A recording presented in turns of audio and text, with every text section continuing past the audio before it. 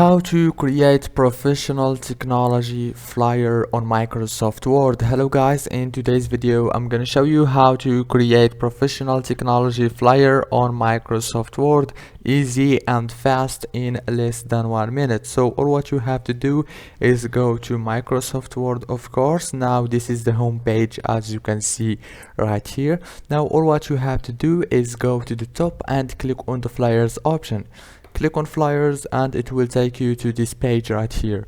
Now on this page you will find many flyers, but those are not technology flyers. All what you have to do to find the technology is by going here right and on the category and choose technology right here, or you can search for it here in the search bar.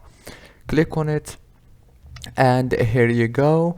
For example, this one I like this one most. Click on it and click create. This one it's look more professional, as you can see, and you can change the photo. As you can see, you can change the text. Everything can be changed right here. Even the design can be changed and the colors and everything.